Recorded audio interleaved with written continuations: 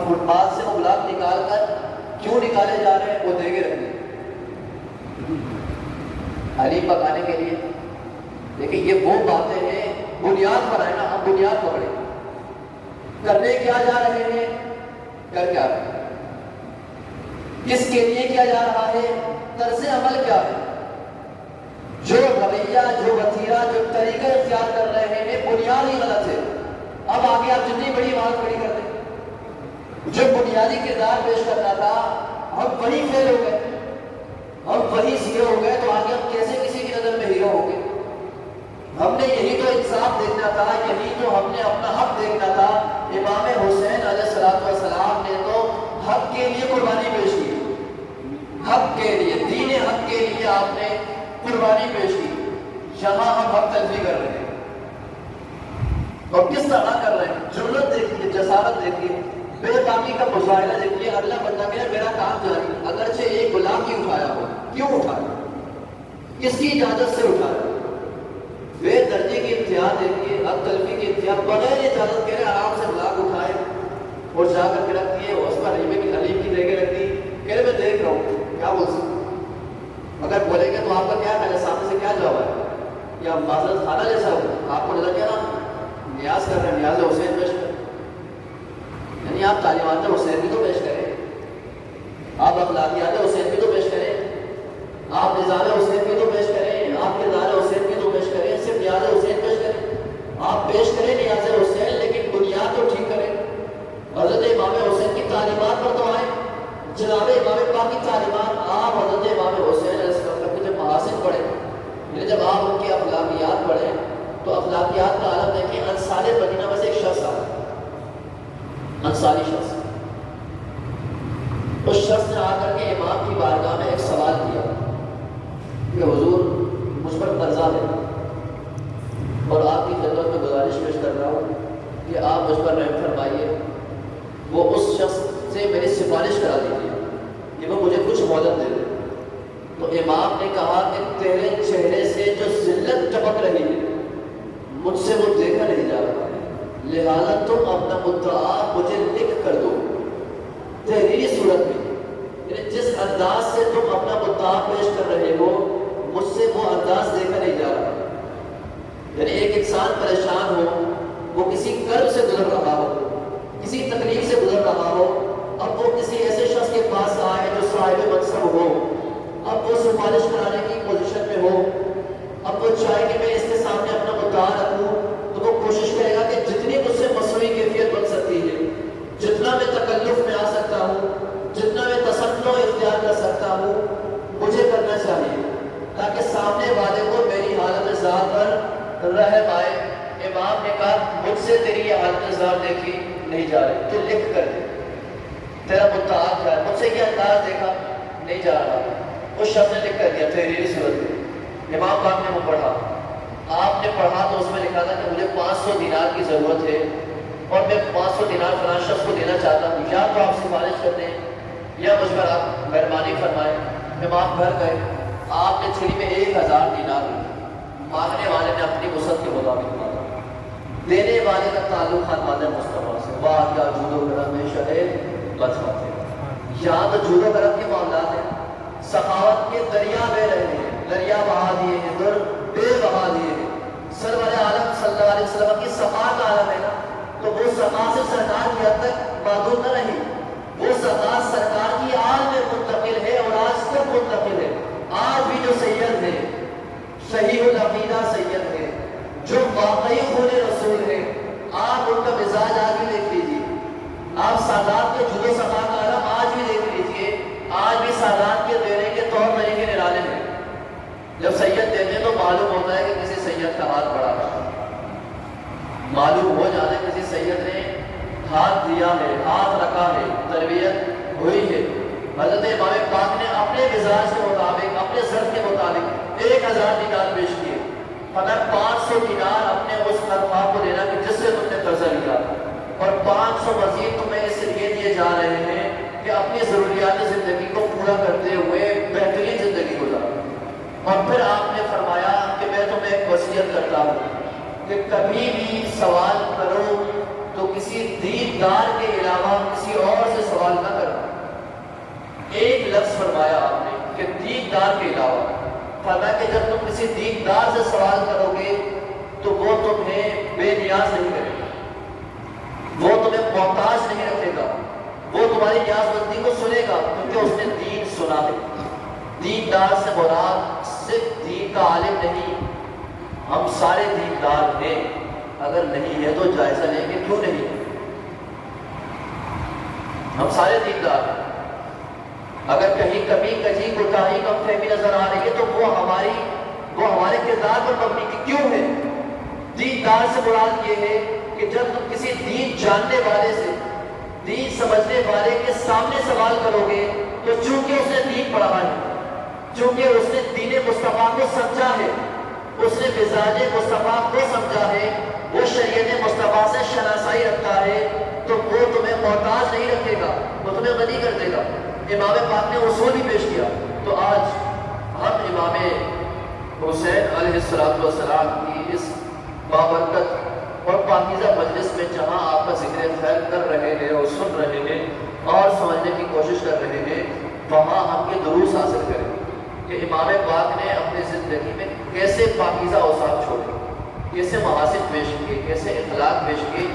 آج ہمیں ان اخلاق سے اپنے اخلاق کو بنانا ہوگا، اس کردار کے سائے تلے، اس کردار کے زیر سایہ ہمیں اپنا کردار بنانا ہوگا، تاکہ ہمارا کردار بتائے، ہماری زندگی بتائے، ہمارا طرز عمل بتائے کہ ہمارا تعلق سید الشہداء کی ذات اقدس سے، ہمارا طرز زندگی بتائے۔ میں نے جمعہ میں بھی عرض کیا اور میرا مزاج ہے، اکثر میں بات کرتا ہوں کہ ہمیں چیخنا کیوں پڑتا ہے، ہمیں کیوں نعرے لگانے پڑتے ہیں، ہمیں کیوں چیخ کے بتانا پڑتا ہے کہ ہم حسینی ہیں۔ ہمارا کردار بتائے، ہمارا لین دین بتائے، ہمارا کاروبار بتائے، ہماری تجارت بتائے، ہمارے پڑوسی بتائیں، ہمارے پڑوسی ہمارے بارے میں بتائیں، ہم اپنے پڑوسیوں کے بارے میں بتائیں، ہم ایک دوسرے سے متعلق کیسے ہیں، جن سے ہم تجارت کر رہے ہیں وہ ہمارے بارے میں رائے رکھیں، ہم ان کے بارے میں رائے رکھیں۔ اسلام تو ہمیں یہ سکھا رہا ہے، اسلام ہمیں اپنا اخلاق سنوارنے کا حکم دے رہا ہے، کیونکہ اخلاق اور کردار ہی دراصل انسان کی پہچان ہوتی ہے۔ یہ تفریق بعد میں ہے، فرقہ واریت سب کچھ بعد میں ہے، انسانیت، اخلاقیات، کردار یہ نمایاں نظر آتے ہیں۔ مرنے کے بعد لوگ کیا کہتے ہیں؟ کبھی آپ نے سنا ہے کہ مرنے کے بعد غریب لوگ بیٹھو کہہ جی ماشاءاللہ بڑی 4 کوٹیاں چھوڑ کر 4 بنگلے چھوڑ کر نہیں کہتے لوگ یہ باتیں۔ ہم ساری زندگی ان کاموں کے لیے محنت ضرور کرتے ہیں کہ ہمارا اسٹینڈرڈ بن جائے، ہمارا بینک بیلنس اچھا ہو جائے، ہمارا طرز زندگی لائف اسٹائل بہتر ہو جائے، ہم ضرور کوششیں کرتے ہیں، لیکن مرنے کے بعد کوئی اس بات پر ڈسکس نہیں کرتا۔ مرنے کے بعد جب 4 لوگ اکٹھے ہوتے ہیں تو بات کردار کی ہوتی ہے، بندہ بڑا اچھا لوگوں کے کام آتا ہے، یہی جملے بولے جاتے ہیں، یہی جملے سنے جاتے ہیں، تو پھر کیوں نہ ہم ساری زندگی ان جملوں کی بہتری کے لیے محنت کریں کہ جو جملے ہمارے بعد بولے جانے ہیں، جو جملے ہمارے بعد لوگوں نے سننے ہیں، تو ہم ان جملوں کے لیے محنت کریں۔ نبی کریم صلی اللہ علیہ وسلم نے فرمایا کہ جب بندہ دنیا سے جاتا ہے تو لوگ اس کے بارے میں جیسا گمان رکھتے ہیں اللہ اس کے ساتھ ویسا ہی عمل فرمائے۔ ایک روایت ہے، ہم غور کریں کہ کتنی جامع بات حضور نے فرمائی اور کتنی معنی بات ہے کہ سرکار فرما رہے ہیں کہ اگر لوگ اس کے بارے میں اچھا گمان رکھ رہے ہیں، اگرچہ اس کا اور رب کا تعلق جیسا بھی ہو، کیونکہ وہ تعلق کے خدا بندی پر مبنی ہے، وہ حقوق اللہ پر مبنی ہے، جو کہ رب بے نیاز ہے، اللہ سمجھ، وہ ہر شے سے بے نیاز ہے، وہ چاہے تو پل بھر میں معاف کر دے، لیکن جب معاملہ عبادت کا آ جائے، حقوق العباد کا، ہمارا بندوں پر چھوڑ دیتا ہے۔ لیکن اگر بندے بھی اچھا گمان رکھیں، بندے بھی خوش گمانی رکھ رہے ہوں، بندے اس کے اچھے اخلاق کی وجہ سے خوش گمان ہو رہے ہوں، تو اللہ خاطر پھر اپنی معاف کر دیں گے۔ تو ہم اپنے اچھے گمان لوگوں سے رویہ رکھنے کے لیے ہمیں زندگیاں بہتر کرنی ہوگی، اپنا طرز زندگی، کیونکہ کچھ نہیں معلوم کہ کب زندگی ساتھ چھوڑ جائے۔ اور ویسے بھی حضور نے فرمایا کہ قرب قیامت میں، یہ قرب قیامت کی علامات ہیں، جو دور ہم دیکھ رہے ہیں، جو دور گزر رہا ہے، یہ قرب قیامت ہے۔ حضور اسلام نے فرمایا کہ قرب قیامت میں لوگوں کی اچانک اموات ہوگی، اچانک، یعنی آپ پیچھے کچھ عرصہ پہلے چلے جائیں 30-40 برس پہلے، تب مناظر کچھ اور تھے، اموات کے مناظر بھی کچھ اور تھے، اب منظر کچھ اور ہے. اب خبر آتی ہے کہ وہ 20 سالہ نوجوان فوت ہو گئے, 25 سالہ نوجوان کا کینسر ہوا, ڈائگنوز ہوا, فوت ہو گیا. حضور کا فرمان تھا کہ قرب قیامت میں اچانک اموات ہوگی اور کثرت سے اموات ہوگی. کثرت سے اموات سے کیا مراد ہے؟ آپ خبر سنتے ہیں فلاں حادثہ ہوا, 40 افراد لقمہ اجل بن گئے. کثرت سے اموات, کثرت آبادی ہو رہی ہے, کثرت اموات ہو رہی ہے. یہ قرب قیامت کی علامات میں سے علامات ہیں. ہمیں ان علامات کو سامنے رکھتے ہوئے اپنے طرز زندگی کو بہتر کرنا ہوگا کہ ہمیں نہیں معلوم کہ کب زندگی کی سانسیں, کب زندگی کی تاریں, کب زندگی کی لہریں ٹوٹ جائیں, بکھر جائیں اور ہم بارگاہ خداوندی میں پیش ہو جائیں. لیکن پیش ہونے کے لیے جو ہمیں پیش کرنا چاہیے, کیا وہ ہمارے پلے ہے یا نہیں؟ جیسا نامہ اعمال ہمیں پیش کرنا چاہیے, کیا وہ ایسا نامہ اعمال ہم نے بنانے کی کوشش و کاوش کی ہے یا نہ کی؟ اس کے لیے ہمیں کوششیں کرنی چاہیے. اللہ کریم ہمیں توفیقات مرحمت فرمائے اور اللہ کریم ہمیں سید الشہداء امام پاک سیدنا امام حسین علیہ السلام کی سیرت پاک سے اپنی سیرت کو سنوارنے کی, نکھارنے کی اور جگمگانے کی توفیقات مرحمت فرمائے. وما توفیق الا باللہ العظیم. کل یوم عاشور ہے. گزارش ہے آپ کی خدمت میں کہ یوم عاشور کو رسماً ادا نہ کیجیے گا, بلکہ اپنے گھروں میں مختصر وقت کے لیے صحیح لیکن ضرور کلام پاک کی تلاوت کریں. فرائض کا ضرور اہتمام کریں لیکن اضافی نوافل بھی پڑھیں تاکہ معلوم ہو کہ یہ دن عام دن نہیں. اس دن کی امتیاز اور خصوصیت واضح طور پر روزہ رکھیں. جنہیں اللہ کی, کیونکہ نفلی روزہ ہے, جنہیں اللہ کی طاقت ہے قوت ہے, روزہ رکھیں تاکہ سارا دن ہمارا, ہم صاحب الدہر کہہ رہے ہیں, سارا دن روزے سے ہوں. جب روزے سے ہوں گے تو ہماری زبانیں بھی لگام میں رہیں گے, ہم بیجا اور لایانی گفتگو سے گریزہ کریں گے. ہماری زبانوں پر یا تو کلام پاک ہوگا یا استغفار ہوگا یا کوئی رب تعالیٰ کی بارگاہ میں مناجات ہوگی تو دن اچھا گزرے گا.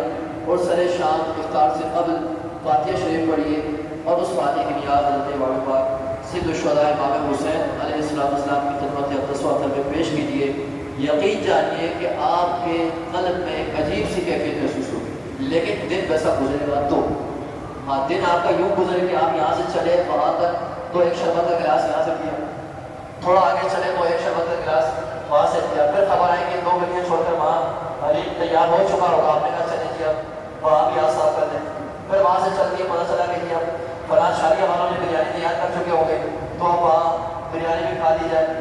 تو اگر سارا دن کھانے پینے میں گزر گیا تو پھر وہ کیفیات نصیب نہیں ہوتی. ہاں, کیفیات تب بنتی ہیں کہ جب ذکر و اذکار ہو رہا ہو, زبان کو قرآن پڑھنے کی عادت ہو, زبان پر استغفار ہو, پھر سر شام آپ دسترخوان سجائیں. ہمارے یہاں تو ایسی ایسی رسومات, کتنے لوگ مسئلے پوچھتے ہیں, آپ لوگ بھی بیٹھے ہیں, آپ لوگ ہی ہیں, پوچھتے نہیں 10 محرم کو چولہا نہیں جلانا چاہیے.